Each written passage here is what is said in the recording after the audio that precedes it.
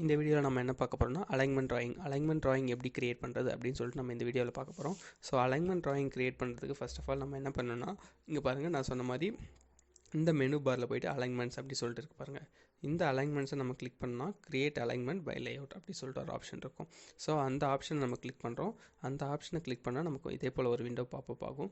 So நான் அலைன்மெண்ட்டுக்கு name கொடுத்துக்கிறேன். Name வந்து சேம் சாம்பிள் அலைன்மெண்ட் அப்படி சொல்லிட்டு நான் கொடுத்துக்கிறேன்.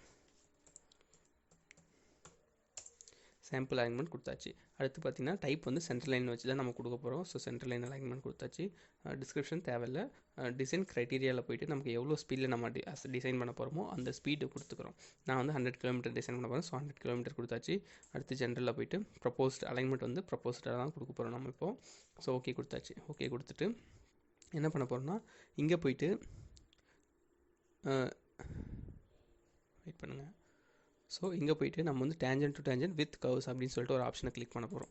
So tangent to tangent with curves கொடுத்தாச்சு. ஸோ இப்போ நம்ம டேரெக்டாக ட்ரா பண்ணலாம். ஸோ டேரெக்டாக ட்ரா பண்ணுறதுக்கு என்ன பண்ணோன்னா, ஜஸ்ட் நம்ம கிளிக் பண்ணாலே போதும், அது ஆட்டோமேட்டிக்காக ட்ரா ஆகிடும். ஸோ பாருங்கள், கர்வ்ஸ் எல்லாமே ஆட்டோமேட்டிக்காக ஃபார்ம் ஆகுது. ஸோ இதுதான் நம்ம வந்து ட்ரா பண்ண ரோட் சர்ஃபேஸ். முடிச்சுட்டு என்டர் கொடுத்துருங்க. என்டர் கொடுத்தீங்கன்னா அலைன்மெண்ட் ஃபார்ம் ஆகிடுச்சு. இதுதான் சிம்பிள் அலைன்மெண்ட்.